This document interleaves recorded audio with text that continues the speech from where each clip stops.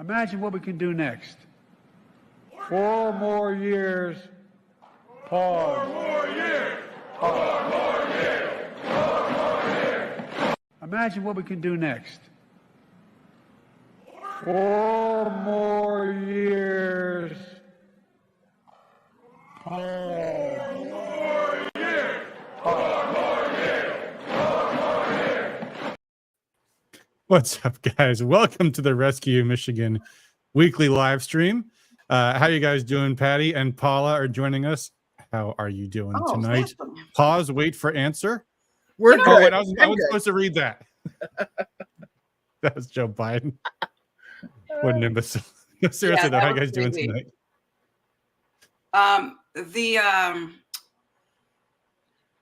Why was the 4 more years like that was slower? Was that? I mean, I know you slowed it down. I slowed it down the second time. I slowed it down the second time. Every video I've seen, it was slower like that. So I don't know. Yeah. I mean, it's interesting because it's not just Joe Biden reading the teleprompter; it's the audience reading the teleprompter too. Well, the guy behind him was saying "no more years." If you could really read his mouth, it looked like he was saying "no more years, no more years." We're like, yes, that's what we're all saying. No more years for you. Right. Well, anyway, we have a special show tonight because the most important day in politics just went by. For those who don't know, that is the candidate filing deadline. So the races are locked in now. I mean, maybe here and there might be some write-in campaigns, but those don't usually do very well. So this is pretty much from here on out. I mean, a lot of people's futures in politics will be determined already just by who's filed. So we will go over that. And of course, Paula is here because she attended the state committee meeting yesterday. Oh, yeah. I had a baby I don't shower. know what. I had a baby shower to go to. So fill me in. I had a family event, a baby shower. So I couldn't go. I had to watch paint dry. That's why I couldn't. No, I didn't go because I'm not on the state committee. But I heard it was agonizing. But Paula, what was the story? It was agonizing. 100%. It was like. It was like 30 minutes worth of stuff to do that took 5 hours. Is that right? Oh, we didn't get out. I don't think they gavelled out until almost 3 o'clock. Wow. It was, and I mean, honestly, it was both sides. I kept saying, I just want to leave. I don't want to be here, but I was proxying for Tim Brown. So, but just to even get the minutes approved, to get the credentialing done, it was it was crazy. I had it at that point, between the usual suspects on Christina's side and then the other side. One thing I will say is Ambassador Hoekstra did a phenomenal job of staying cool and calm and collected. They had an issue with him handing the gavel over to Melinda. That was the very first hurdle that we had to get through. Why did he hand it over? He tried to, so she could run the meeting. He called the meeting to order. And they had an issue with that. So it was led by Dan Bonamy.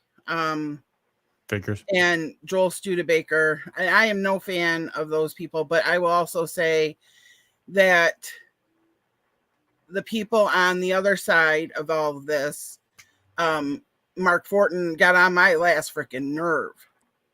They wouldn't stop. It's like, how, and I said this out loud. I said, with all of this going on, how are we going to win elections? I said, this is not going to get us anywhere. And that's the point. That's what the Karamo clan's purpose is they don't want us to win any elections. They want every delay possible. Yeah. Someone else who was there told me it was like point of order every 2 seconds, which is like what they do at our meetings too. Yes. It was the point of order. It was, and then all of a sudden they all wanted roll call votes when before previous meetings, Emily Bauman would call for a roll call vote and they would all be like, no, we don't need that. And now all of a sudden that they stood there and they chanted it. And then it was just credentialing. Like, even reading the bylaws, They actually chanted like commies, like the commie punks they are. It was it's hilarious. It was crazy, but Yeah. it was over credentialing Sue Aller, and because she was removed as district chair. According Wasn't that in one of the illegal Karamo meetings though? They ended up voting another woman in for state committee. Well, then they're saying, well, state committee has to remove that person, has to remove Sue Aller in order for this other person to come in. It's very unclear in the bylaws on how all that works. So the bylaws need to be better. The policy committee needs to fix that, because there's so much ambiguity in the bylaws that it doesn't make it clear. The other thing, we should probably back up for a second, because it occurs to me, I've just posted Dan Lawless's chat, and I realized, for people that don't know what roll call is versus, counting votes, which is different ways of counting votes, and then calling the question, which means closing debate. And then to what you were just talking about, Paula, I think, some of the folks watching might understand all of this meeting jargon, but for other people, we might want to back up a second and kind of explain that what's going on is there's supposed to be there's supposed to be an agenda, and people try to get through it. Instead, these people are obstructing it every which way they can by throwing up every kind of procedural, parliamentary, delay tactic they can. So, well, it starts out with the voice vote, and if the voice vote is too close to call, then you go to division, which you hold up your credential if you're a yay, and then they'll say, if you're a nay, you hold up your credentials, and then they have the tellers that count. And then if it's not, I don't know that part. The only reason you shouldn't need to do that if you want to go to a roll call is if you want every single person there to be on the record on what their vote is. And that was the point of all of it. Yeah, they objected to there even being an agenda. Of course. This is true. This is very true. That's amazing. So Sue Aller, for those who aren't in the know, is the first congressional district chair. And the nitty gritty of this, what you were getting into there, is that we have these district conventions every 2 years to elect the district committees and the district chairs. And the district chairs also are automatically members of the state committee, which also are elected. The other state committee members are also elected at those same conventions every 2 years. So there was this illegal state committee meeting that Christina's people had, where they voted to remove Sue Aller as district chair, which was null and void because of what the court decided.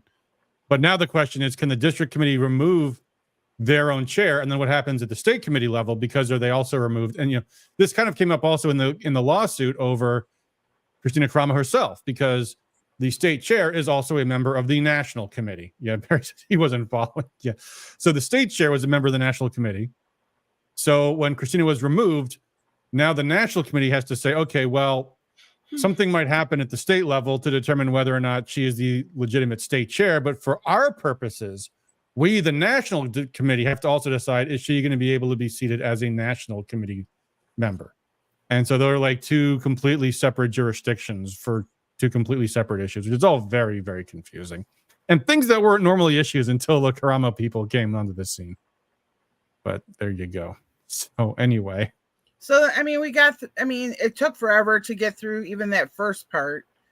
And then it went on.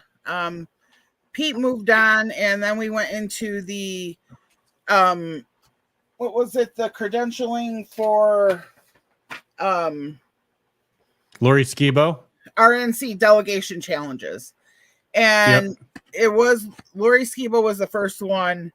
And I don't know, because I did not see, but if you remember correctly, when Christina put out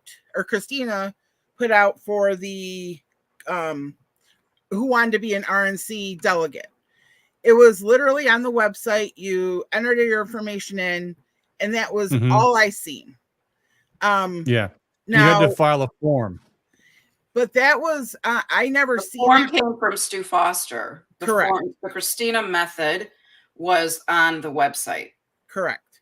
And Stu had put in his email that that they had to be in by March 1st.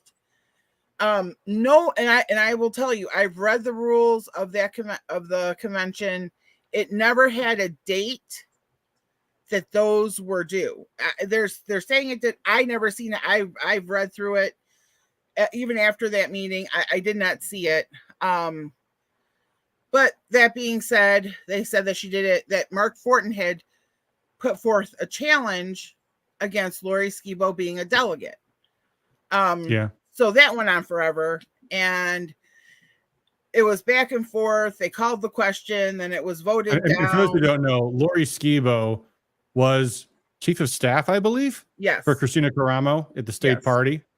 So obviously a Christina Caramo national delegate is what she would have been. So clearly the people who are not Caramo supporters would be happy to see her disqualified from being a national delegate. And of course, all of the Caramo supporters want her to go, despite the fact that she missed the deadline and didn't file the paperwork and didn't follow the rules. Well, but to be honest, Adam, also, I've gotten to know Lori a little bit. And when they did, because we ended up going to a roll call vote. And we were sitting there. There was a row of us in the back that were doing the tick marks as they went. I got 46 to 47. Everyone else in the back row got 46 to 47 in favor of Lori going. Well, then they announced the results and it was 47-47. So then they went, DePerno and Matt Dan Bonamy went and watched video because there was video of it. And they came back with 47-47, and then Pete cast the deciding vote. And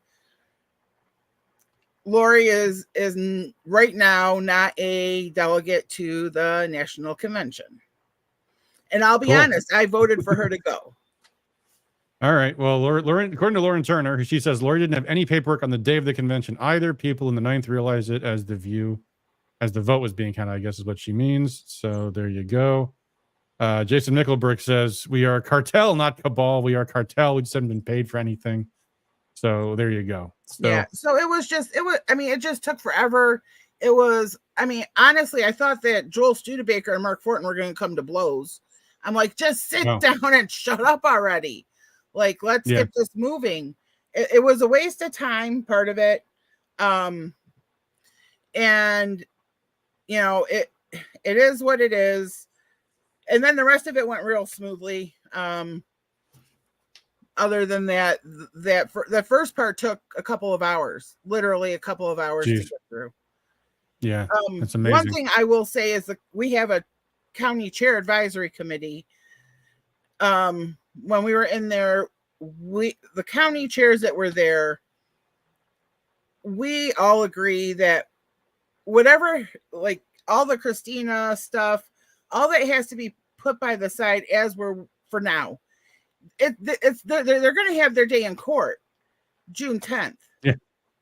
So let's just keep our eye on the ball because it's being dropped. The ball's being dropped, and it's very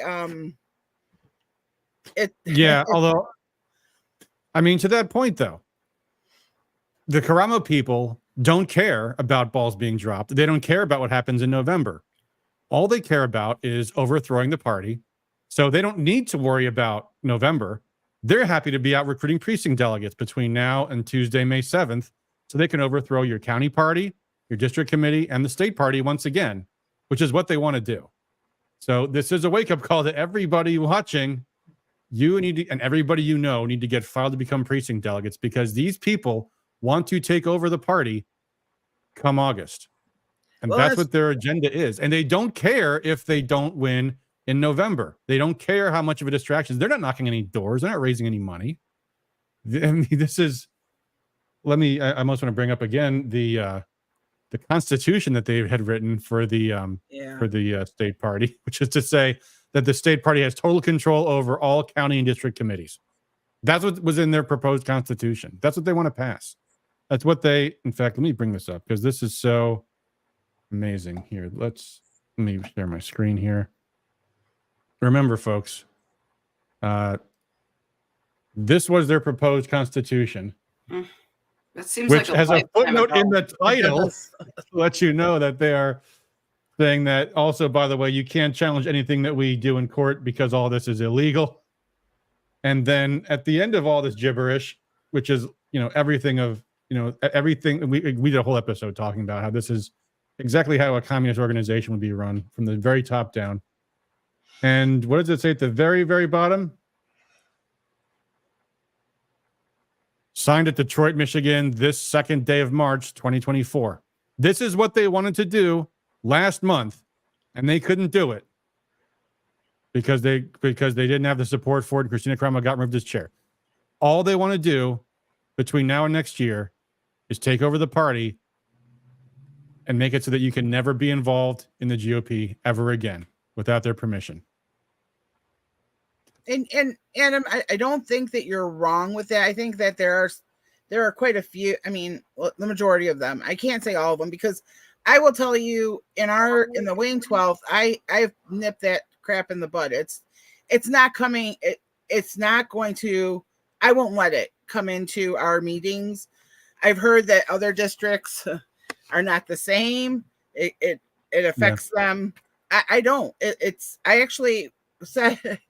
Our meeting after that, we're like, okay, we're just going to have a meeting. We're just going to, or at our monthly meeting, we're going to talk about it. And then that's it. Well, no one was really being polite or respectful. So I stopped it. I said, okay, obviously I thought more of us, but obviously this is not going to get solved. So from now on, do not bring it through those doors. We have elections to win, and I am not going to let this tear us apart. And I'll be honest, there are things that I don't necessarily agree with some of the people, and they don't necessarily agree with me. But we find a way to work together. We have to be adults about this, and that's I think that's the hardest part for me, is saying, okay, we may disagree on all this crap, but we have a job to do. So let's do it. Yeah. And that I mean, I wish it was like that everywhere, Paul. I can tell you in my county, it's not. We've had great volunteers drop out because they just can't deal with the heartburn of having these psychos come to every single meeting, screaming and yelling and spreading rumors and lying about people. And they just walk away.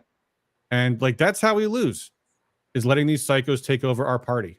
Well, we're losing delegates because of it, which is sad to me, because it doesn't, like I said, I don't want it to affect us in the Wayne 12th. However, not saying that we don't have our own issues, because we do. But I'm not. I refuse to believe that one person can, being Kristina, can affect. That we can't get. We have someone for lieutenant in my county, so that might be part of it. But there you go. John Rocha says, I sent a proxy, so I apologize. It must be this proxy for that, but the doors in my district are much more important. Yep, because he's a candidate. We'll talk about them in a moment here. So there you go. Jay Michaud asks, isn't it already the case the state party does have the authority to run everything in the state, but it just chooses not? Too many cases. Not really. He says, example, state party bylaws prescribe the composition of executive committees. They really don't. And a state convention rules made how county conventions are run. That is true, but only because the county conventions, to a large extent, only are to elect delegates to the state convention. I mean, sometimes they're not. At county conventions, they also elect their county executive committee members, but it's unheard of for the state committee to intervene in that. And I don't, this would be challengeable. And I think if there was a county committee that said, we do not want to have, say, for example, we do not want to have statutory members the way the statute says you have to, but that statute's been invalidated in a lot of ways in the courts. It's entirely arguable that the state bylaws do not apply to county bylaws. So yeah, I mean, some of these questions are a little uncertain because they haven't been contested. But I think the state party has. And I would say I have never, in 15, 16 years of GOP politics, ever heard of the state party intervening in local parties until Kristina Karamo became chair. That never once happened. And the rules for the county conventions and state conventions are were approved at the meeting. The county conventions will be August 15th. State convention date is TBD. I heard that they couldn't plan the county convention date until they knew the state convention date. No, it's the 15th. Okay. Yeah. Because they said that the state convention date determines the county convention date because you work backwards. It's the 15th. It's set in stone now. August 15th. Barry Altman says, I hope everyone really means what they're saying tonight. I always mean what I'm saying, Barry. Yeah. What are you talking about? I don't know. Because Randy says because the Christina people didn't book a venue. So that's why there's no location. Yikes. That's a problem. So when is it supposed to be? Supposed to be in August sometime. August. It was supposed to be August 24th. But every venue that we have used in the past, DeVos, all of them, they're all booked. Wow. Yeah, the only three places I've ever seen the conventions happen is do they not check the Greek Festival calendar before they plan these conventions? That's Greek Fest. So I don't know. I mean, Grand Rapids, the Lansing Center, they're all booked. So that in the rules, the date for the state convention is TBD.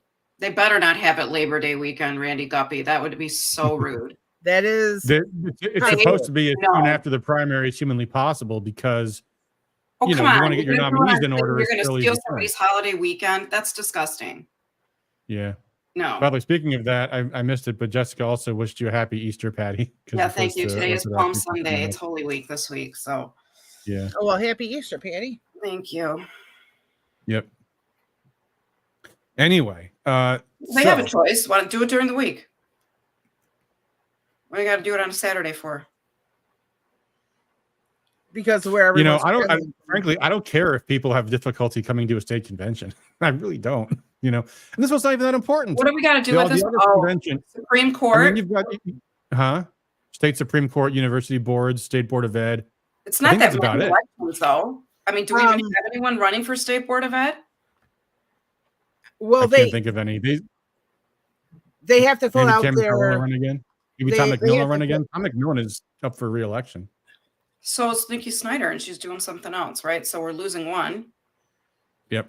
And then we have to nominate the 13 Republican presidential electors, 2 Republican presidential electors statewide, and then you have the justices, University of Michigan Board of Regents, MSU Board of Trustees. I thought the 13 electors were appointed by the campaign. It's in the rules. It was. Yep. College board. Yeah, I'm just saying there's not as many as in the governor years, right? Because then we have Secretary of State. There's more to do. We had more to do in 22 than this year. Well, except the presidential electors thing, I guess. Correct.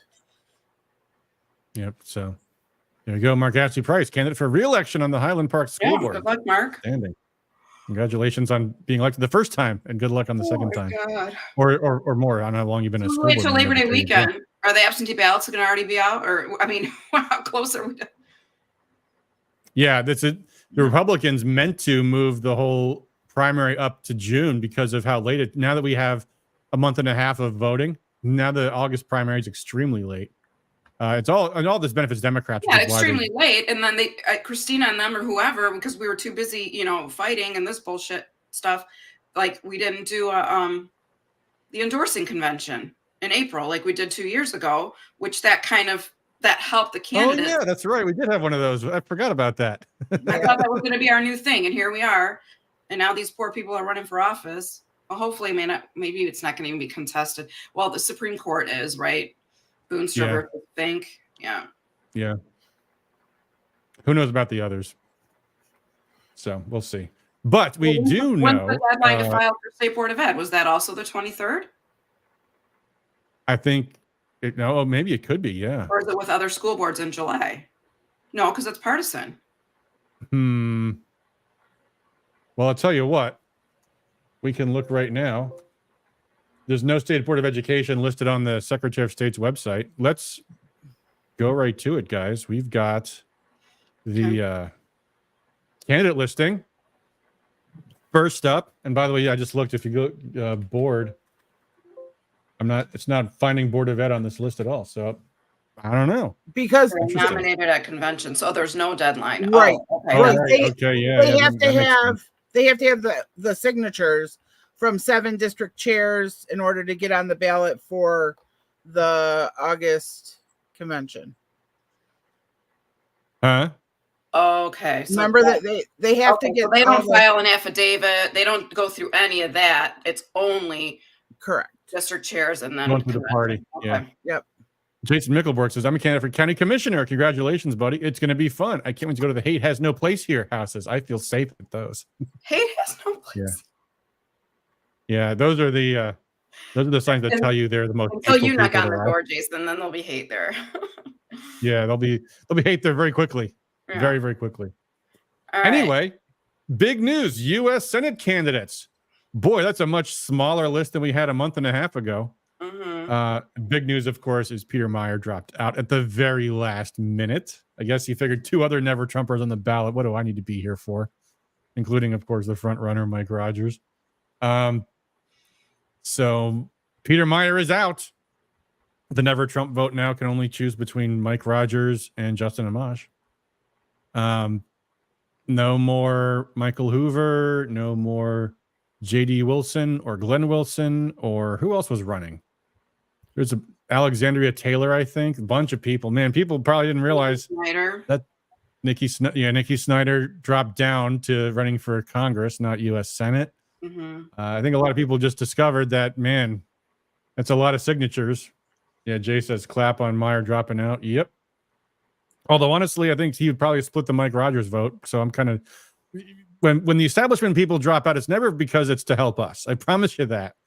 Meijer dropping out, probably where's his vote's going to go? Most likely to Mike Rogers or to Justin Amash because they're both from Grand Rapids. So not necessarily a good thing. I got the hiccups.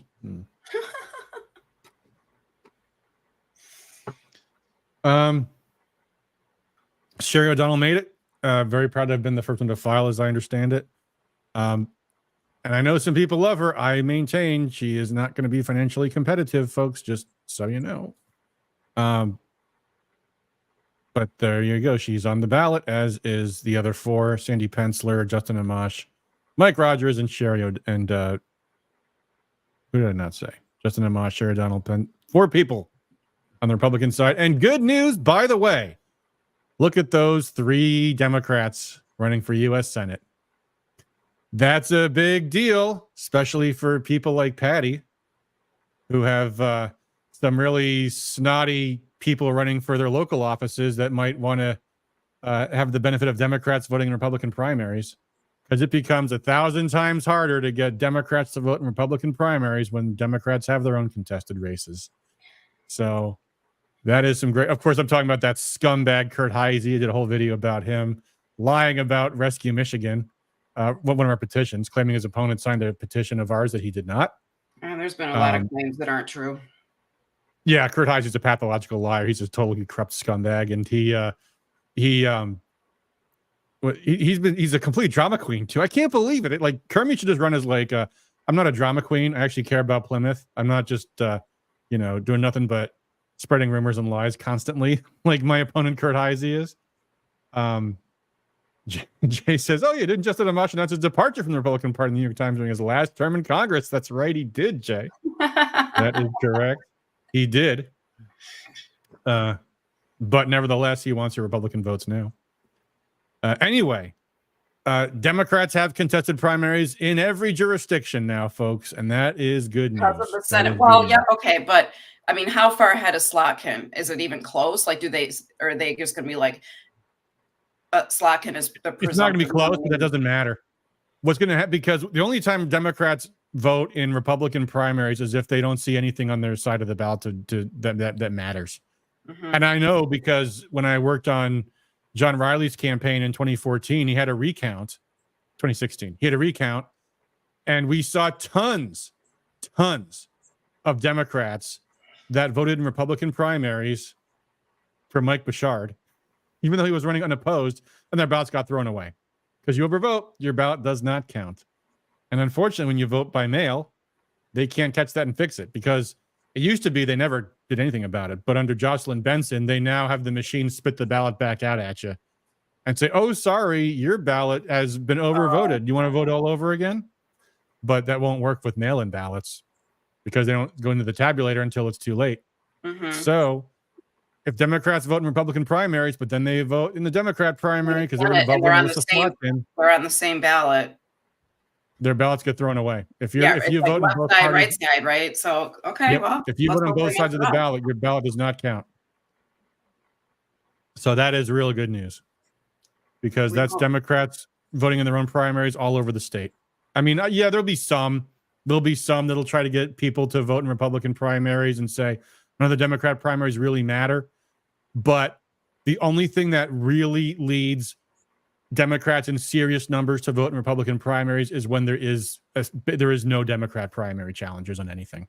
Only then do they just naturally, and this happened when I was working on Jeff Noble's campaign in his primary election. There was absolutely no Democrat contest in the entire side of that ballot in the primary. So they voted in the Republican primary in large numbers. But that won't happen this year, just for that reason alone. And also, by the way, there's some other Democrats with contested primaries here, 2 of them running in the 1st congressional district. And we have 2 primary challengers to Jack Bergman. J.D. Wilson, who was earlier running for U.S. Senate, apparently has dropped down to run for Congress against Jack Bergman. I don't know what J.D. Wilson's positions are on some of the things that Congress has been voting on lately, but I know how Jack Bergman's been voting lately. He voted for those Israel billions, for the anti-China billions, for this free speech ban, the TikTok ban, the free speech ban. Voted for the rule for all of those things. He did vote against the Ukraine aid, by the way. In fact, remember there was those 4 bills Mike Johnson put up? He split the big foreign waste budget bills into 4 things. There was the Israel, the Ukraine, the anti-China part, and then there was the kind of everything else. TikTok ban, free speech ban, miscellaneous stuff. Here, let me put this on the screen actually, because I have it handy here. I'll just show you. We actually had Bergman, Huizenga, McLean, Molinar, and Tim Walberg all voted no on the 60-some billion for Ukraine. So there you go. Of course, they voted wrong on everything else. They all voted wrong on the free speech ban, the China stuff, and the Israel stuff. So for that, for those things, your tax money can go to foreign countries. That's totally fine. But anyway, that was how they voted on those things. So there you go. And so whether or not that turns into a substantial challenge to Bergman, I have no idea. I have no idea how serious any of these primary challengers are. I do know, though, that every candidate would much rather have no primary challenger than have a primary challenger. Jack Bergman's got 2. So there you go. John Molinar does not. He is running unopposed. In the 3rd, where Hillary Scholten is the incumbent, she has a primary challenger herself. Again, keeping the Democrats in their own primary. Thank you, Salim Al-Shatel. And we have 2 Republicans, Paul Hudson, who was a candidate for Michigan Supreme Court, I want to say 2 years ago, and Michael Markey Jr., who I don't know anything about. But he might have been appellate court. He ran, Markey Jane ran Markey, for I think. governor. Oh, he ran for governor in the past? Yes, in 2022, I believe. Oh, that guy. That's right, him. Oh, boy. Okay. Well, okay, I'm not going to endorse the candidate, but go, Paul, go. In the 4th, we have a primary challenger to Bill Huizenga, and only 1 Democrat in that race. Looks like Joseph Alfonso withdrew. So Jessica Schwartz. That is, I think, a safe Republican seat. So there you go. No primary for Tim Walberg, and this is probably a safe Republican district now, too. I'm not sure. Heather Smiley made the ballot against Debbie Dingell. I know that's in my district. I know there was some rushing at the end to get the signatures in. Looks like they did get it, so that's good. We have a full complement of candidates. By the way, that's another thing, too, folks. For those who don't know, Parties are always looking for folks to run for every seat, even the seats that are not so winnable. And that's hard in the state house where there's a lot of districts. To get Republicans to file in Detroit, not easy. But and this is obviously the 6th, despite some people's hopes and dreams. It's not exactly a winnable seat, but Heather Smiley did file and get her signatures in. In the 7th, our hero, Tom Barrett, who should be in Congress already, has filed, and he is no longer, 2 years ago, he's running against Elizabeth Slotkin, and she spent something like $20 million, I want to say, Wow. to narrowly beat him. Yeah, Jason says nobody should go uncontested. Exactly right. Ron Picard says Heather gathered almost 2,000 signatures. Excellent. And Lauren Turner also, by the way, says primaries are rough to work the polls because people always insist they've had a right to vote for whoever they want, so it's illegal to not be able to split tickets. Well, good. I say let them split their tickets. Enjoy. Dwayne Zantop says Kurt Heise has trashed every Republican running for office that is not on his slate. He has never said a bad word about a Democrat. He definitely fits the definition of a rhino. Absolutely right. He certainly does. And we talked more about that in our previous video, which you can watch at all of our channels. Kurt Heise is, what do you call it? Kurt Heise is a lying bag of trash, I think was the name of that video. So more about Kurt Heise, check that video out. Anyway, in the 8th district, wow, a lot of candidates here. We've got, oh, and by the way, I forgot to finish up. Curtis Hertel running against Tom Barrett. The Hertels are a political dynasty in Michigan, so that is not going to be an easy race for Tom, just so you guys know. But Tom Barrett did have an outstanding record in the state house and Senate, and we're rooting for him all the way. So go, Tom. In the 8th congressional district, this is the one where I believe this is the district that is it Dan Kildee or Dale Kildee? I always get them mixed up because they've both been in Congress. Whatever. The Kildee is retiring. Paul Young is running for the 100th time. Nikki Snyder is running now in this race. Anthony Hudson, if he's related to Paul, I have no idea. Mary Draves' name rings a bell, but I don't know. Kristen McDonald-Rivet is a Democrat state senator. I don't know who Matt Collier or Pamela Pugh are, but there you go. Interestingly, these are from different parts of the district. This district is like Flint and then Midland, Bay, and Saginaw, which are called the Tri-Cities area. So there's kind of 4 major parts of the district. So who knows if Flint and Saginaw are going to be different political turf there, if that'll be interesting or not. I don't know. And Bay City too. So who knows?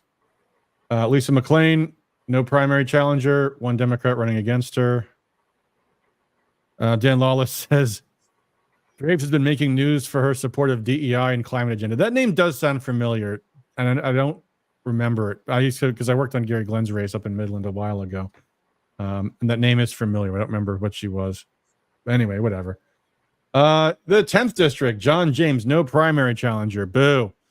But 6 Democrats running for the nomination in that seat. Also boo. That means he's going to have probably going to all hurt each other in the primary. And I want John James to feel the hurt because of all the terrible things he's done for us. Oh, well. In the 11th, Nick Somberg is filed to run for Congress. For those who don't know, Nick Somberg is like a hardcore libertarian attorney. I believe representing some of the electors in those cases. So, yeah. Haley Stevens has a challenger, huh? Haley Stevens has a primary challenger. Yes. Ahmed Ghanim. I have to wonder, by the way, because that sounds like an Arabic name, and so did some of these others. I wonder if this is some of that. What's the name? There's a term. There's a term for that movement of the people who are very furious about the Biden Israel policy. The uncommitted voter people. Yeah, the uncommitted movement. Right. Good. Wish them the best. And I mean that politically and policy-wise. In the 12th, Rashida Tlaib has a primary challenger. Only 1 primary challenger. Which, by the way, speaking of Rashida, and 3 people running, this is a hopelessly Democrat seat. And I know Hassan Naomi. 4 people. 4 people, excuse me. Hassan is a vice chair of the state party. James Hooper, that name rings a bell. Linda Sawyer and Stephen Elliott do not. Left of Center says Nicholas Somberg just called himself a contempt of court hearing after posting about a witness in the elector preliminary exam on Facebook. Yep, I did hear about that. Don't know what the result is. Mark, I love Hassan. Yep. Yeah, Stephen ran against Rashida last time. He beat Hooper in the primary last time. Yep. And okay. And last time too? Hassan did. Linda didn't. Yep. Anyway, real quick though, since I mentioned Rashida, just so you guys know, for those who haven't seen, I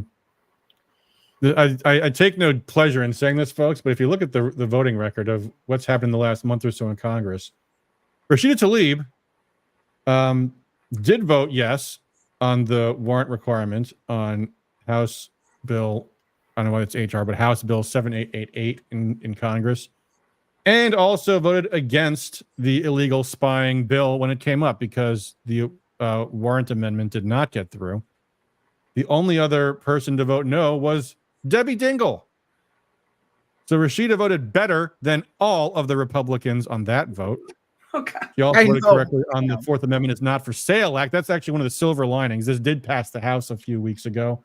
The Fourth Amendment is not for sale act prohibits the government from just buying data from data brokers that they would otherwise need a warrant to get from you. A lot of times they just buy the data from these companies. Your private personal information, they get that without a warrant. They just use their tax dollars to pay for it. Rashida voted yes on that, as did some Republicans and also Sri Thanadar, Hillary Scholten, John Molinar voted correctly. Kildee, Huizenga, Dingell, and Bergman voted yes. The people who are good with the government buying your data from data pimps at Google and Facebook are John James, Lisa McClain, Alyssa Slotkin, Haley Stevens, and Tim Walberg. So interesting votes on that, an issue that has folks on both sides in both parties. So very interesting vote on that there.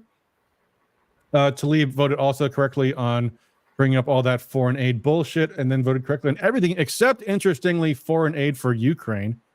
I guess she cares about Palestinians, but not Ukrainians. They can just continue to serve as cannon fodder for the American imperialist war machine. I don't know why Tlaib likes that, but she voted for it. So figure that out. I can't, but nonetheless, Tlaib's voting record on some of these core issues is actually surprisingly good. So there you go. Need to say it, folks. I'm just reporting the facts. That is what the votes are. That's what they were. So that is the 13th, or that was the 12th. And finally, in the 13th, a lot of Democrats.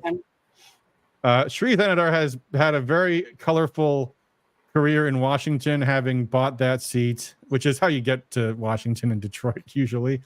But he has had a fair number of scandals in the past few years. Very, very, very high staff turnover. In fact, I think when I called his office, because we've done some petitions to Congress and we actually send those to their staffers. I call their offices just to confirm that their staffers are still working for them. And I asked who the district director was for Sri Thanadar's office, and they're like, oh, it's pretty much just one person runs everything in that office, which is not the way it normally goes in Washington. So he's got plenty of primary challengers and one Republican. Safe Democrat seat, unfortunately, but that's the way that goes. And now we have the candidates for State House. I don't want to spend all night reading all 110 of these. Tim Kuhn says Sri is a dog abuser. Yeah, he's a staff abuser. I know that too. That's what high staff turnover always means for politicians, by the way, guys. And it's very, very common. Not surprising. Although speaking of dog abusers, hey, how about Kristi Noem? Oh, geez, stop. Hey, a dog is only a clump of cells anyway. Why do Democrats care about killing a dog? Obviously, if I'm kidding, I love my dogs, although I also love unborn babies. But why Kristi Noem would want to publish that story? Apparently, she's already told that story a million times. She's really proud of herself for killing her dog, which I mean. Well, I've seen a lot of people reply or quote tweet or whatever like that are actually farmers and stuff, and it's normal. It's just not normal for people that. It's not normal to talk about it. It's probably normal among farming circles, I would imagine. Maybe, I don't know. What, pets are racist? What? I put down one of my own animals once, and it was absolutely heartbreaking, miserable. And this is the first time I've ever told anybody about it, except I think my girlfriend at the time. It's awful. It is painful. It is agonizing. And I had to do it because it was an animal maybe that it was wasn't just agony. the epic troll on her part to draw out all these Democrats, so then they could show them like how Whatever she was thinking, I don't know. But I'm glad she did it because now she's probably out of the vice presidential running. Yeah, but it gives us something to go back at them about, like Whitmer. Okay, you don't care about killing dogs, but you have no problem killing babies and seniors in nursing homes. Yeah. So. Yeah. Anyway, yeah. By the way, speaking of that, because I remember Robert Burns was talking about this on his stream earlier tonight, and he is Robert Barnes, for those who don't know, has been very, very, very, very, very pro-Trump lately, and he's been on a bit of a tear about Trump. Well, because of the vaccines, yeah, because he's lying. Well, that and then other things too. Like here, he's pointing out. This story came out recently about this woman, Kathleen Wiles or something. Apparently, is running his campaign now. Susie Wiles, complete swamp creature. Trump is getting a lot of really bad backlash from a lot of corners here. Didn't Susie Wiles help DeSantis win in 2018? I think so. Yeah, she was involved in DeSantis' campaign too. Yep, she was. Yeah, Kelly Powell says nothing normal about killing puppies. Sorry. Yeah, this story really does not add up. It wasn't like I'm just telling you the context that. Yeah. Yeah, this is Ben Garrison, huge Trump supporter, and he put out this comic recently. In fact, I think. Oh my God. In fact, I think this guy right here is himself. He's drawn himself into his cartoon because he wears that kind of hat. I think it's kind of the Mad Drudge style hat, and pointing out how Trump is shielding Mike Johnson, and yeah, I mean this is a comment from Jesse Kelly. Look at this: Trump and the establishment types need each other right now, and it's killing us. They need Trump to protect them from their angry base. He needs their money to run for president, and he's going to need their help if he gets there. In the meantime, though, it's killing us. Killing us. I second that. And also, by the way, I love Jesse Kelly. What does he mean by in the meantime? What happens if Trump wins? It's going to be Trump won all over again, putting all these swamp rats back in his administration because he needs them in I mean, Congress if this or is the something. case and he's chumming up with all these people even more than maybe the first term, it could be worse. Yeah, these are all very, very bad signs, folks. I hate to say it, but anyway, and that's why Michigan. when Trump does bad things, I'm the first one to scream and yell about it and agitate about it and say, Trump, you should really rescind your Mike Rogers endorsement. It's really stupid because you're alienating your base and you can't afford to lose them and you're digging your own grave. Because if people don't call out Trump on his BS, he's going to keep doing these things.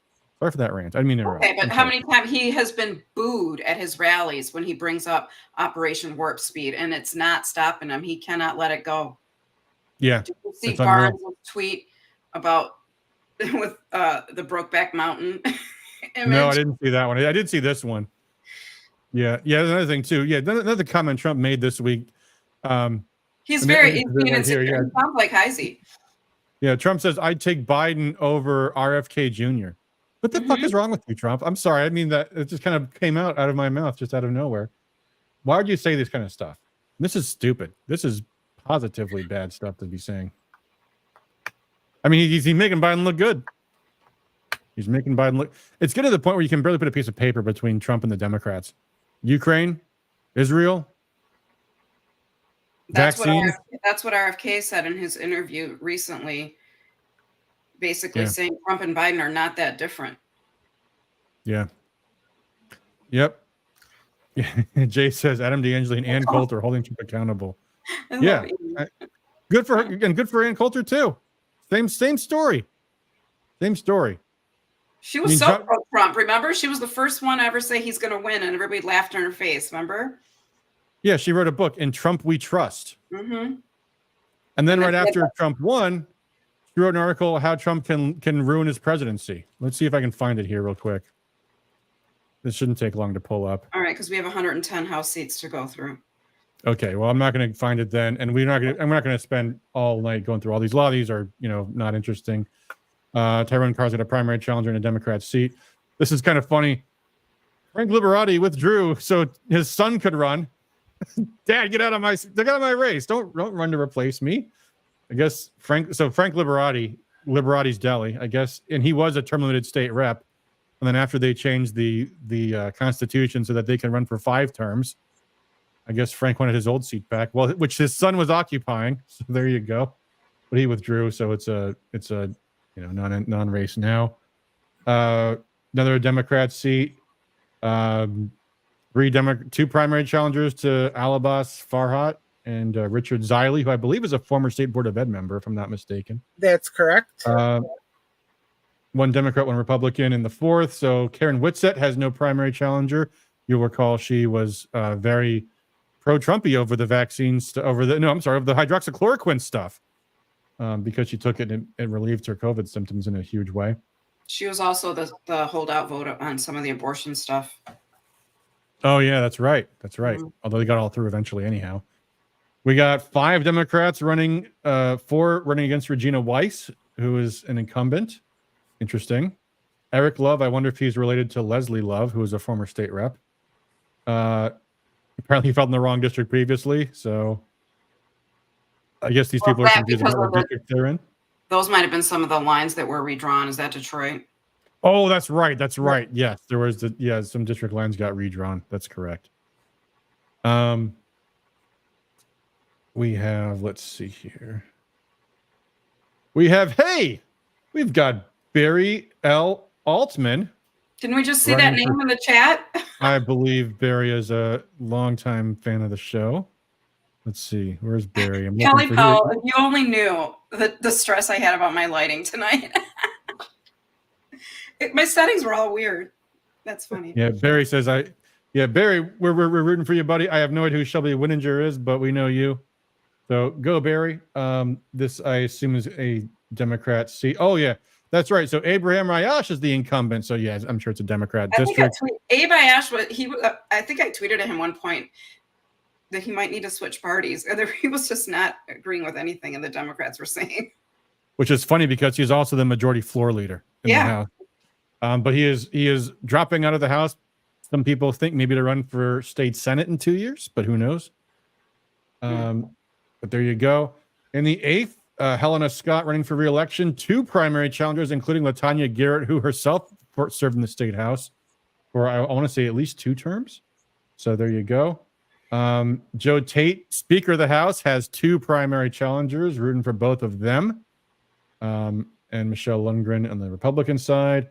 Another safe Democrat seat. 2 primary challengers to Veronica. Is it pronounced Pais? I don't know. Nothing special in this race. I think Kimberly Edwards is the incumbent. 2 primary challengers. You love to see it. 1 Republican. This 13th seat is the seat that we just had a special election in, and Mai Chong won in that. So 4 Republicans. The line is different. Now it's a D+1.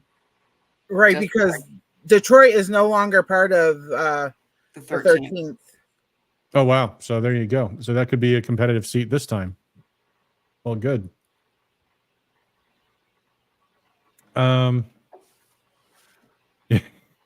Yeah, Kelly Powell's comment.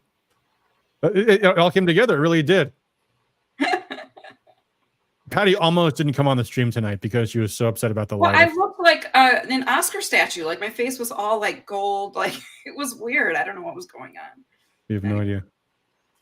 Nothing interesting in the 14th. Well, Mike McFall is a primary challenger.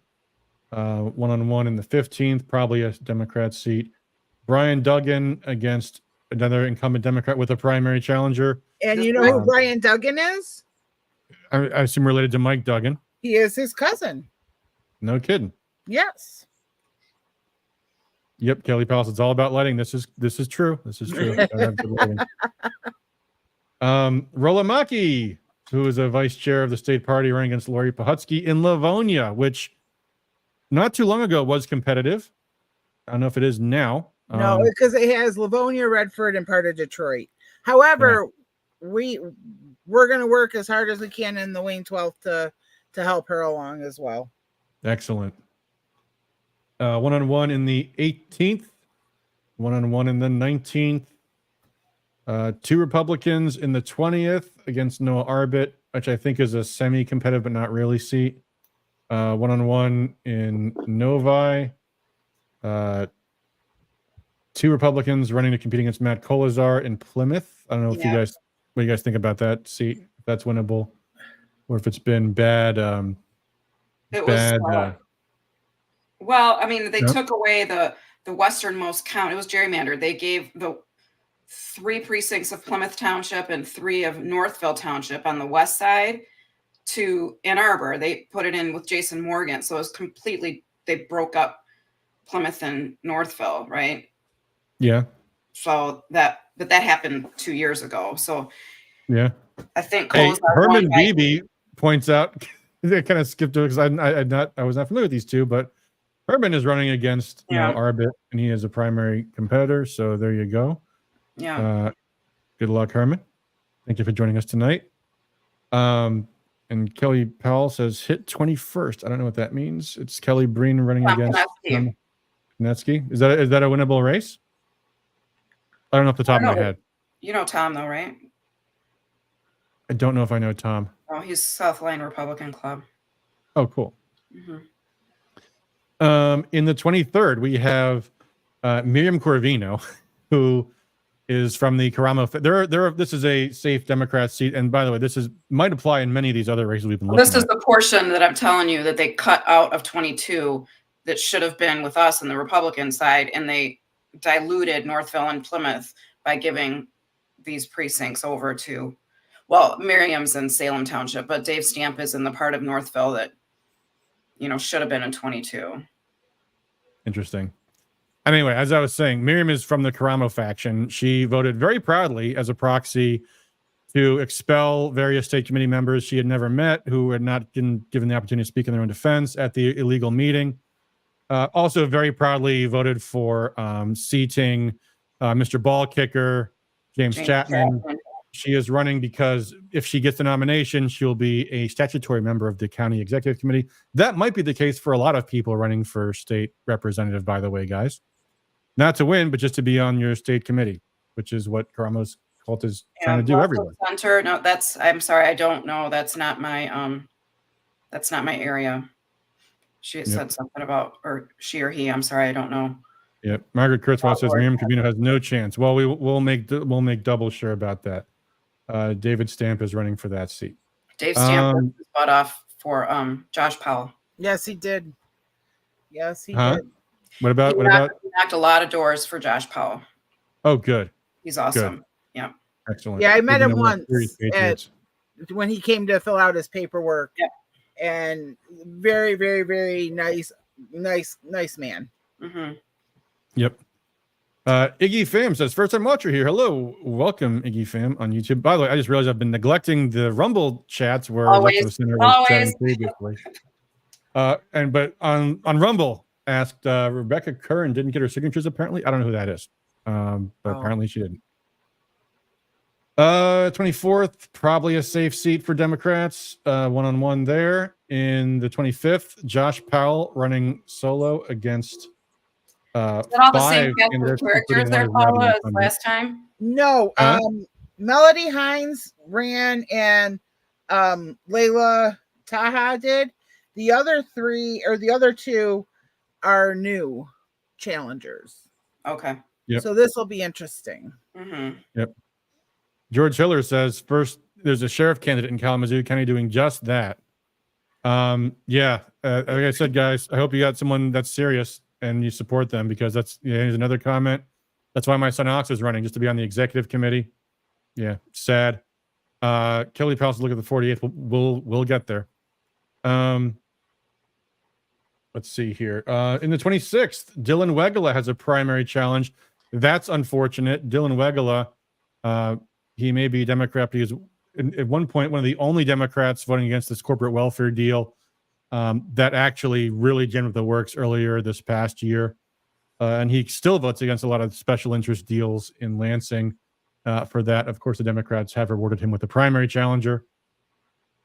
Jeff Gorman, that name rings a bell for me, but I don't remember. He's one of my delegates. Okay. 27th, Jamie Churches. We've got, oh boy, 3 Republicans running against. This is a vulnerable Democrat seat. Yeah, it was Jamie only Churches is a complete 600 nutcase. 600 And votes last time. huh? It was Jamie Churches only won by about 600 votes last time. Yeah, it's extremely close race. It was like Riley Linting is the Karamo cultist youth chair, I guess, in the state party. I don't know who the other 2 people are. But Riley said nothing about what's going on with. Maria Mendoza is I believe a realtor out of Gibraltar. Yeah. And then Cody Dell was formerly on the city council, so he's got some experience, and that's that the 27th is within Wayne 6th. Wow. Except for Wyandotte. Well, I don't know them, but may the best candidate win, I suppose. Yeah, I just hope they keep it above board, everybody, please. Please. Yeah. Jason, Sabrina thinks she's gonna be the sheriff. Oh, Sabrina, nice. Sabrina Pritchett Evans. Thank God she does have a primary opponent. Good. Phew. It's good to know. 28th. Oh, look at that. Joe DeSanta withdrew. This is a huh? Thank you, Joe, for withdrawing against an incumbent Republican. I was going to say, I was fully prepared to say we should have a contest for the biggest cuck in Michigan. It's either Jim DeSanta or his son. Because, I mean, what's worse? Jim DeSanta primarying Jamie Thompson because they have some kind of years-old beef over who paid for a table, I think was what it was about, or some kind of grassroots nonsense. Apparently put us up to run against her in the primary in a tough seat where Jamie, who did the right thing on a lot of tough votes. She's done a great job. She's done a fantastic job. She was on our show a few weeks ago. You should watch it. She was outstanding. She's a great speaker. She's caring. She's sincere. I mean, you can tell. Yeah. Jamie is someone who has embraced the enormity of the responsibility of the role and seriously acts in the best interest of her constituents in the state of Michigan and deserves the highest praise for her work. And this scumbag recruited his son to run against her. But at least he withdrew probably only because somebody else also filed. I don't know who Beth Ann Socha is, but shame on her. I hope Jamie stomped it. I hope Jamie Thompson completely ignores her in the entire primary cycle, runs against her Democrat opponent who's going to get millions of dollars from the Democrats to slander Jamie Thompson. And Beth just gets completely ignored and blown away in the primary. Shame on her. No challenger for William Bruck in I believe a safe Republican seat. No contest in the 31st for Dale Banicki, the presumptive nominee. Thank God. Our district, that district is partly in your county, Patty and Paula, yes, and partly partly in both of your congressional districts too. Is that right? Part of the 6th and the 12th? No? Am I wrong about that? Not in the 12th. Not in the 12th. He is Van Buren and Belleville. Yeah. And maybe Sumter. I get Sumter. Parts of Romulus. Parts of Romulus, Belleville. Romulus is not in the 6th. I think it's in the 13th. 13th. Oh, okay. Well, there you go. So a district that goes all the way from Detroit Metro Airport to parts of Lenawee County, only Macon Township, the northeast corner. Yeah, he's got 4 counties, I think. Yeah. This was a 50-50 district between Trump and Biden in 2020. And Banicki came up just slightly short in 2022. We're rooting for him now this year. Regina Miller is the nutcase. One of the co-sponsors of the minor transgender surgery without their parents' consent bills. In the 32nd, we have Mr. Ball Kicker himself, James Chapman, running for that seat. We also have Jonathan Hoover, who wants to be on the executive committee. He's part of the Karamo cult. He might not actually be. He's just put up by one of their cult lieutenants. Samantha Stray recruited him to run for that seat. Martin Church, the actual Republican, we all know he's been active in our county party for many, many years. We'll see to it. He wins his primary. In the 33rd, sadly, Alan Detling withdrew. This is another safe Democrat seat. Jason Rogers, according to himself, he was running Christina Karamo's website. So yeah, are they going to get in trouble because they were in violation of the court order? Oh, they may. Because they're both national delegates. Yeah. Well, yep. One's an alternate, one's a delegate. Yep. Sadly. Margaret Kurzweil says Jamie is one of the best state legislators in the state, legislators in the state. Yes, she is. DeSantis could take a few lessons. Yeah, he sure could. DeSantis his voting record's great. It's easy to vote. It's easy to have a great voting record when you're in a safe seat, which Jamie is not. But it's Sorry, amazing guys, how few people. DeSantis, I mean, that was a close race too for him in the 28th. I'm sorry. Was it? In the whatever 29th. 29th. I'm sorry. Yeah. I'm a fan of his. I do. I know. I've gotten to know I him. can't say. I don't know the man. I don't know. But yeah. I was a fan of his until I saw his son filed. Maybe But that's he withdrew. maybe he withdrew. Maybe he has nothing to do with. But again, was that only because this other person, Beth Sochia, is running, and so he can say his hands are clean? I don't know. Well, no, Beth has her own issues with Jamie as well. Just so you, I mean, that, to be honest. Okay. Beth was asked to withdraw. Oh wow, DeSantis ran by only.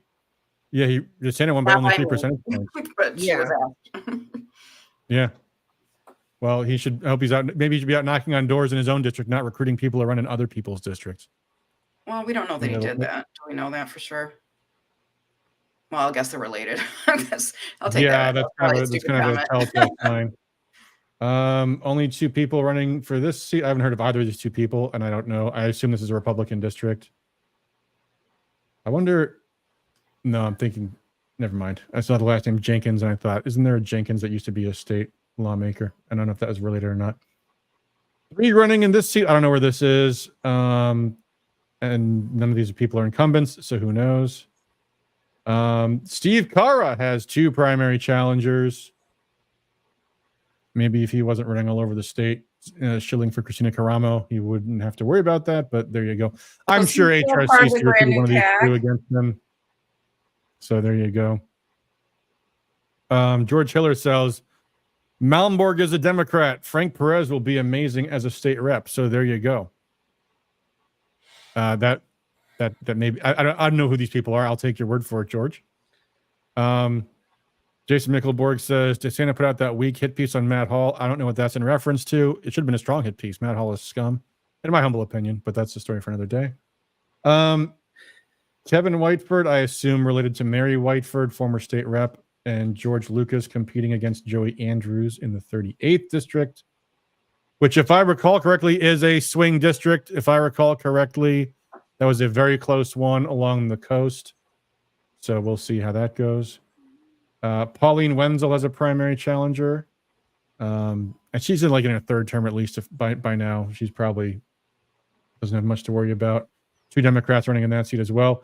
Kelly Sackett running for state rep in Kalamazoo. Go Kelly. And unopposed in the primary. So there you go. I don't know if that's a Democrat or seat or a swing seat. Because I don't know what the new numbers are since redistricting. It used to be there was a very, very swing seat in Kalamazoo and then 1 safe Republican seat, but I don't know how things have changed since then. Or maybe it was 1 Democrat, 1 Republican. I don't know. Anyway, yeah, go Kelly. 2 people running in the 41st against Julie Rogers. That must be the Democrat seat. Wait, John Brosha just said something about the 40th.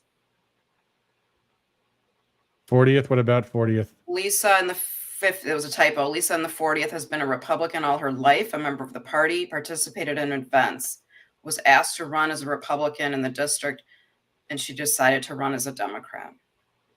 Okay, that makes a lot of sense. I guess. No, it doesn't make any sense, but not everybody does think that makes sense. So there you go. Maybe she thinks she'll win the Democrat primary, and therefore there'll be a Republican on both sides of the ballot. But guess what, folks? Democrats know who their own people are. They really do, and they're going to organize in that district. I'm sure they will. Oh my God, they just accept anybody. They just say, "Oh, I'm not a Democrat anymore." Oh, okay, come on in. Yep. 2 Republicans. Oh, I already read that one. Republican primary challenger to Matt Hall. Hooray. Good. 3 Republicans running against 1 Democrat. I have no idea why Jim Hadsma withdrew and filed again, but he did. Hadsma has been he has been in Lansing by the skin of his teeth in every term. He barely wins. So who knows? Maybe one of these 3 will be the best candidate for that seat. Sarah Leitner running unopposed for re-election. Kathy Schmaltz, no primary opponent. Thank God. That's a swing seat. Very tough. Her voting record's lousy, but what are you going to do? As a Republican Party official in a county that part of her district is included in, I'm not going to well, I have that. I mean, she's on the report cards for all of her voting records, but I'm not going to actively work against her the way some people are, like DeSantis. Two candidates running for the 47th in a completely safe Democrat seat. Teresa Spiegelberg, who I believe ran 2 years ago. Tammy Keller, I don't know, probably I'm gonna guess a Samantha Strayer recruit, but who knows? In the 48th, same story, safe Democrat seat. Tom Bellinger recruited to run. Brian Ignatowski. Yep, 48th. Let's go for Brian, biggest turn seat. Yeah, that's the seat that the Democrats won by not too much 2 years ago. That was Jason Wolford ran last time, right? For that one? He is now filed in a different district, I believe. He moved, yeah. He moved. Yes, he is now running. Now We'll bring him in a second. Yeah. No primary challenge for Ann Bolin. And then in the 50th, Jason Wolford, who ran in the 48th 2 years ago. Christina Like, who I think is the one that ran for Congress a while ago. But there are two completely different people who are both named Christina Like in Michigan Republican politics. So I'm not entirely certain. And then there is then Dominic Restuccia, who is a former staffer for Tudor Dixon in her governor race, and also, I believe, a former staffer for, I want to say, Mike Lee, U.S. Senator, or somebody like that. So interesting. On something else. I was texting with him for a while ago, like last year. I don't remember what it was though. And also Robert Bazat, who is the incumbent. Wow. Who's not going to run, and then now he's running. Yeah, he filed the last minute. Interesting. So it's raining. Did he move too? Why is he in this district now and not in a different district?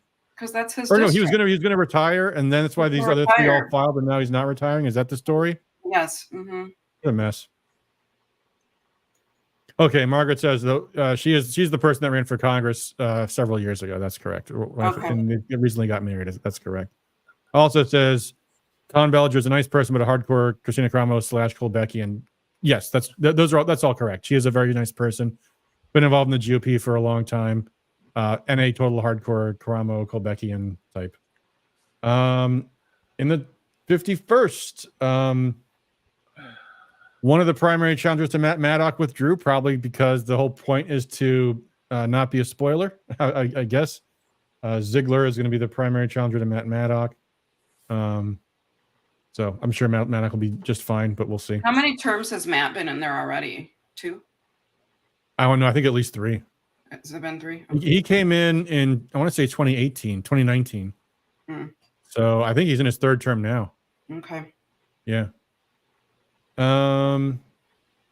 Mike Harris unopposed for re-election. Brenda Carter. This is his 2nd term, Kelly? Kelly says 2. Okay. Maybe I should look it up. Yeah. Okay. We're only halfway done. Keep going. All right. Okay. Annette LeBaron was going to primary Donnie Steele, but withdrew. Probably a good thing, although Steele's running record is nothing wonderful. But it's going to be but that's also a very tough seat. So I'm glad. And I actually know who Annette LeBaron is. And she's withdrawn. So that's probably for the best. 3 Democrat challengers to Mark Tisdale. Couldn't care less about Mark Tisdale other than for the majority. He's a total rhino. Hope any of the Democrats knock him out. Who cares? Thomas Kuhn, and sometimes I think his brother watches the show. You got 3 Democrat opponents in Troy in a tough district. His voting record is also pretty lousy. You guys in the tough seats, especially in Troy and Rochester, and Donnie and Lake Orion, voting with Democrats is not going to help you. It's not going to help you. Yep. Yeah, Tim says it is what it is. So, yeah. Sorry, man. Hey, I've got plenty of political disagreements in my family too. Primary challenge to Doug Wozniak in the 59th. Voting record's marginal, but I don't know. Joseph Aragona's voting record's pretty mediocre, but no primary challenge for him. 3 Republicans challenging Denise Menser, who's the incumbent in the 61st. No challenger for Alicia St. Germain. Jay DeBoyer has a primary challenger. I want to say De Boyer is De Boer is who I was thinking of as the less conservative. De Boyer is actually pretty good. So who knows about that? Wow, huge race in the 64th, which Well, looks let me like see if I know these people. That's Port Huron. That's my Oh yeah, Gary Eisen lost recently in I the do know. primary to Beeler. What's his first name? Is it Matt Beeler? Beeler. Anyway, Eisen lost the primary in part probably because of some mail that we dropped because his voting record was actually Where's pretty. Beeler? He's not running again? He announced he's retiring, which probably means he wants to run for state senate soon in a couple of years, but maybe not. Andrew Well, Beeler. he could have run a 2-year term and then done that. Maybe Yeah. he wants. I don't know. I know who Georgia Baldwin is. Jordan Epperson. That name rings a bell. Like he's a staffer or something in He Lansing. withdrew. But he's withdrawn now. I don't know who these other two are. But Joseph Pavlov, probably related to Phil Pavlov, former state senator. Well, he might have been a teacher at my high school. Oh, yeah. If it's the same guy. Jamie Green, fan of the show. Safe seat, no primary challenger. All good there. Scumbag Rennie Lavasser, Royal Oak, Rhino, carpet bagged over to primary Josh Shriver. It looks like Jeffrey Omtvet dropped out because, again, the whole purpose was to primary Josh, and we wouldn't want to have two people splitting the primary votes. Shriver, another one of these guys whose voting record is outstanding, but his political judgment's very poor. So Randy Vassar wants to run against him to be a Rhino against someone who was a principled conservative in Lansing. Phil Green running for re-election and two primary challengers to fill. There you go. One-on-one in these two seats, which I think are safe Democrat seats. Cynthia Neal is the incumbent in Flint, so another primary challenge for her, and Republican filling the ticket there. Primary challenge to Brian Bagol. I think his voting record was nothing special. We're now in the more Republican part of the state as we're going north as the district numbers go up. No primary challenge from Mike Mueller. Boo. Tom Izzo. I don't know who that is. Oh yeah, he's a basketball player, is he not? Yeah. Yeah, he's a player. Yeah. Okay, cool. Does not mean he's going to win. It's probably a safe Democrat seat anyway, but still, he's running. Lord have mercy. Frank Lambert, name rings a bell vaguely, probably some Republican staffer or something, but it's a safe Democrat seat. Two Republicans challenging Angela Whitwer, whose seat used to be unsafe, but I think is more safe since redistricting. Primary challenge for Emily Devendorf. Devendorf is a hardcore left-wing operative for a long time, so I'm sure she'll do fine. Two Republicans running in that seat. In the 78th, John Rocha, who writes, please come follow me on Facebook and go to my website, rocha.com, to sign for volunteer. Please consider a donation of any kind, as that is how we can change the tide in Lansing. Of course, Rocha was competing with Gina Johnson 2 years ago, but had a ballot access issue. Gina got in, and Gina was, as far as I know, I remember listening to those hearings last time 2 years ago. What is that process now if people want to challenge anyone who's on this ballot? I think you do it through the Bureau of Elections. It might be at the clerk's office if the district is only within one county. But otherwise, I think it's at the SOS. Otherwise, I think it's always the SOS. That's on my timeline. Yeah.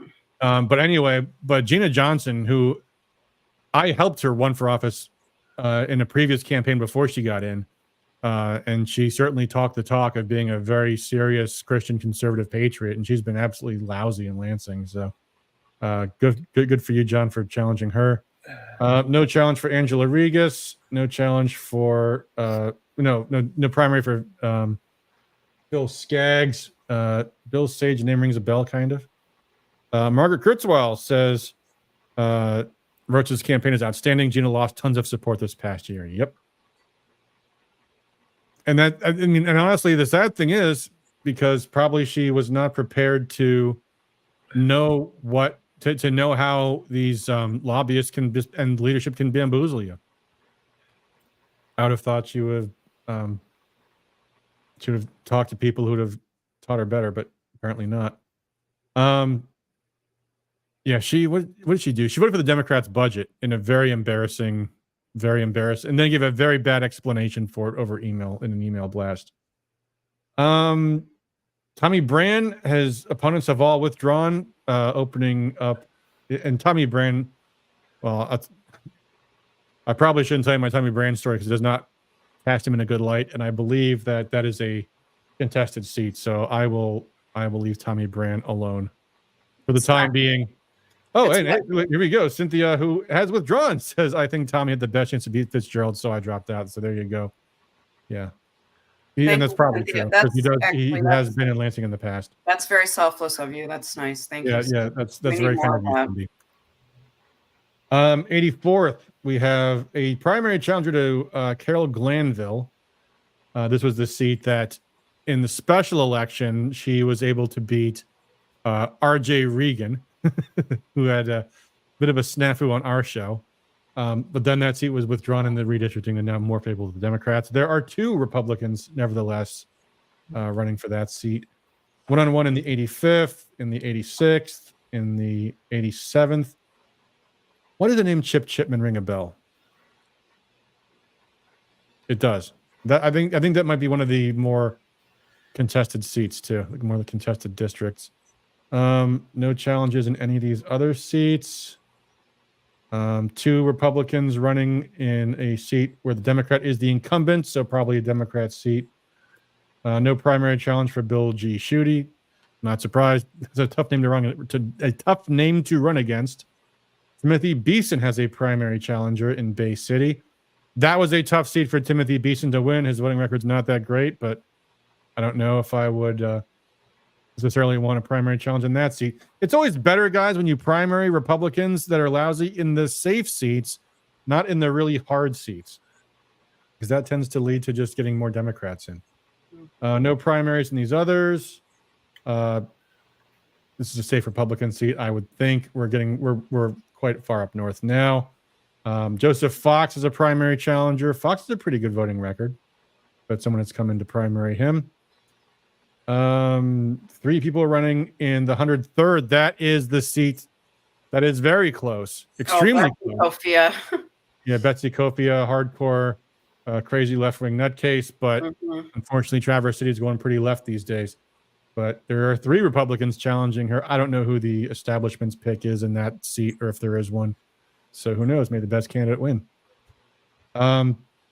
John Roth is a primary challenger. Good, he's a rhino. We should have someone better there. Randy Bishop withdrew. Trucker Randy did not run for a second time as a Democrat. Trucker Randy. 105th, Ken Borton is a primary challenger. Good, his voting record was lousy. Cam Cabot is a primary challenger. His voting record was so-so. I don't know. 2 Democrats running for that seat. 2 Republicans challenging Neil Frisky, another outstanding voting record, but also bad politics, big hardcore Karamo supporter. And 2 primary challengers against him. 1 is withdrawn, so he's got 1 primary challenger. So good luck to you, Neil. No challenger for David Preston. 109th, a Democrat-leaning district, but might have been winnable. Melanie Wagner ran 2 years ago and came closer than Republicans had a right to do in that seat, indicating that the district might be trending Republican. Although Marquette, obviously, people I know from up north have told me that she was kind of crazy, actually, Melody. I don't know if that's true or not, but she is one of 4 Republicans challenging the Democrat for that seat, which would be Jen Hill as the incumbent, but there's 2 Democrat primary challengers against her too. So who knows how serious those primary challenges are, but hopefully they drag Jen Hill through the mud and they all bloody each other up nice. And no primary challenger for Greg Markinen. And there we go. Those are the House seats. The judges, they're all the incumbents always win. I mean, there's a few here and there, but I'm not going to go through the judge races. That might be just about it. Yeah, I'm not going to go through the judge races. We'll be here all night, and I don't know anything about hardly any of these people. Well, do you want to talk about Washtenaw County? Oh, what? Oh, what? Me? Nah. No, I filed to run for county clerk only because Samantha Strayer filed to run for county clerk, and we're not giving her the executive committee seat that easily. We'll talk more about Samantha Strayer another time. Yeah, let's But there not we go. talk about what happened in Wayne County. What happened in Wayne County? Commissioner.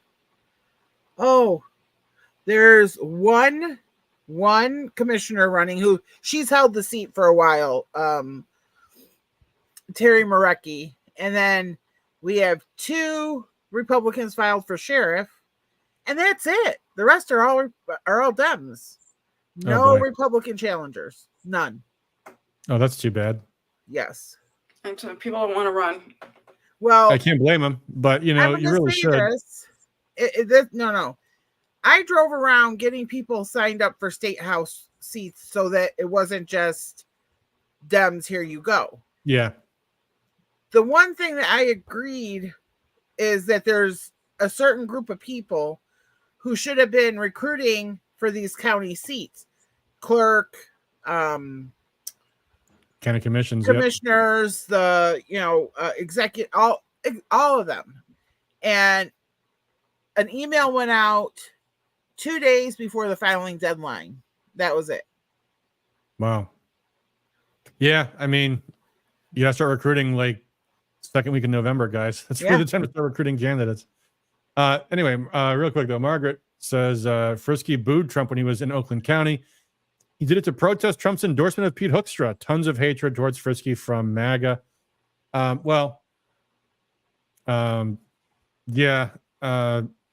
Booing Trump's endorsement of Pete Hoekstra, I think, was a foolish move, although I'd have booed Trump's endorsement of Mike Rogers if I was there. So I get the sentiment, but yeah, like I said, it sucks that we've got people that have great voting records and they're lousy in politics. Like they are all supporting the Karamo cult. It's sad. And as Mindy says, beef between Matt Hall and Matt Maddock. Yeah, I mean, Matt Hall has been a lousy, Like how speaker, many of lousy these fundraiser. people- He's abusive towards his staffers. It probably is towards his caucus too. But Matt Maddock's hostile takeover strategy did not succeed, and probably gave us Matt Hall as speaker and not somebody better. So I mean, the problem is, guys, not everything is black and white. Not everything is you're the establishment or the grassroots. Not everything is you're the good guys or the bad guys or you're the Patriots versus the Rhinos. I mean, it's not that simple. And that's just kind of the way things go. So, you know, there's a third way, guys. You don't have to be a corrupt establishment person or a crazy person, you know, but those are hard to have. Left of Center asks, how many supporters does Christina Karamo realistically still have? Very few, but they're very, very active in seeking out power within the party. That's the problem. Mindy says, and that feud is why Democrats rule the state. Well, yeah. But I mean, I've talked about this before. It's also because that's the nature of power, folks. When the Democrats want big government, and guess what? Every elected official wants big government. So there's no friction there. The problem is the Republican platform is less government. And every time Republicans get in office, all they want to do is spend more taxpayer money because it gets more votes and more money for their campaigns. And so they're constantly at war with their own party ideology. Whereas with Democrats, corruption and big government go hand in hand. So it's like, hey, I got you lots of taxpayer dollars. Great. You know, they all love it. So there's no conflict there. On Rumble, Dan Lawless says Miriam actually abstained from the state committee vote to expel members. Oh, okay. Well, if I was wrong, I stand corrected. Thank you, Dan. Although I was pretty sure that was. I'll double check on that. I'm sure she voted to reinstate Christina Karamo, but I'll double check on that. And he also Lawless also says Epperson was hired in Ottawa County by John Gibbs and all the drama out there. Jordan Epperson is a good conservative guy. Good to know. I knew the name from somewhere, but he did drop out if I'm not mistaken from that race. So yeah, he withdrew from that race in the 64th. Alan says, longtime listener, first-time commenter, started watching late, so bear with me. Any discussion on organizing for getting people at the county, better people at the county level, as in the county parties? Ours is a mess and 100% supports Karamo and the mess, very conspiracy-oriented rather than supporting Republicans. I'm running for precinct delegate. Want to do more at the local level if possible? Yes. Email blast coming tomorrow. Hoping to have it done earlier this past week, and I've still been so busy with other things. As Mindy says, this is your answer, Alan. Run from the Karamo crazies. And I thought I said something else as well, which is run more precinct delegates. Get more people filed to become precinct delegates and organize the precinct delegates in your precinct. Where you're from, Alan? let me know in the chat. And by the way, email blast coming tomorrow, but you can find it on the homepage already. If you go to rescuemichigan.com, scroll down, action alerts, become a precinct delegate. You click on here, and there's a little form to fill out. And you put in your zip code, it will immediately know where you are and give you options to choose what exactly your municipality is. And we will get in touch with you if you ask us to help you file. And there's also an option if you don't need assistance. And we can put you in touch with other serious people in your neck of the woods so that when the county conventions do come around, you will know who the other sane precinct delegates are. So, yeah, that is the form on our website. It's on our homepage, and email on that coming soon. But yes, the number one thing, if you don't want the psychos to be in charge of your party, St. Clair County. St. Clair County, Woo-hoo. Port Huron, run as many people as you can for precinct delegate. Everybody you know personally. And you can do more. I mean, you can knock on doors to get people to file if that's what it takes. If you remember people that had Trump signs out, talk to them. Mindy says, make sure you have spots running against my statutory levels. Too late for that now, Mindy. That's the candidate filing deadline. That's what we've been looking at. So, but the PDs, the precinct delegates, those are the final thing. Recruit precinct delegates. You got until May 7th, 4 p.m. Get them filed. More on that soon. Or after that, they can be write-ins. Yeah. Wow, guys, it's 10:30 already. Holy crap. We should call it a stream, shall we? Time flew. Real quick, I just want to be completely 100% transparent here. I did, when they voted for Skibo, Lori Skibo, I did vote for her to go. I just want to make sure it's transparent, but guess what? We still love you. And I still love you. And I will work with anyone. So that's how that works. You don't have to be 100% all the time.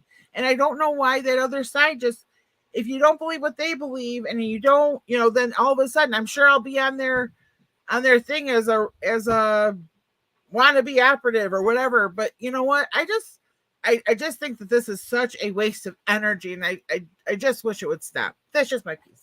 Thank you. I mean, and by the way, some of the Christina people signed my petition to Trump to not support Mike Rogers. So, and I passed their signatures on faithfully. I didn't remove them, anything like that. But I mean, here's the thing, it's a real waste of time. Getting a bad case of the flu or getting cancer. You can't say, well, it's not productive to fight it. You got to fight it, or they'll kill you. And that's what they want to do. They want to destroy the party. If we don't fight them, they will. So I hate to do it. We have to. We have no choice. And that's the burden we have, guys. It's just the way it is. That's the nature of fighting the power. Love you too, KP. Yep. Yeah, but I mean, we spent all that time when we should be helping candidates. That's my whole. Yep. I agree with you, Patty. It sucks. Life ain't fair. Life is hard. And people who got frustrated quit. I had to talk to someone today who's a very hard activist who's been a lot less active because of the frustration of dealing with these psychos. And it sucks. So just the way it goes. All right, guys. I will probably do a geopolitics stream. Won the national championship, so there's been there's been other happy points this year. Yes. So. There's other things to do in life besides politics. So you got to find your joy in other places. But don't neglect the fight, because power exists in a vacuum. It exists in all times and all places. And if you don't have it, someone else does. So there you go. Tony says, Paul is a hard worker and really cares. Thank you, Tony. Thanks, Tony. Paul, I'm sure appreciates that. Ron Picard makes the point. Still time to recruit good school board candidates. Yes, those are nonpartisan seats. July. We do not get you on the executive committee of your county GOP, but there is still time to recruit for the school boards. So just for the record, Wayne County does not have statutories. So anybody who's lucky you. Lucky you. Yeah. Yep. All right, guys. That'll do it for us for tonight. Until next time, thanks for all you for liberty. Oh, I was going to say earlier in this coming week, geopolitics. Biden's had a very, very bad run-in with China this past week. We'll talk about that soon. All right, guys. Thanks for joining us. Thanks for all you for liberty. Until next time. Peace.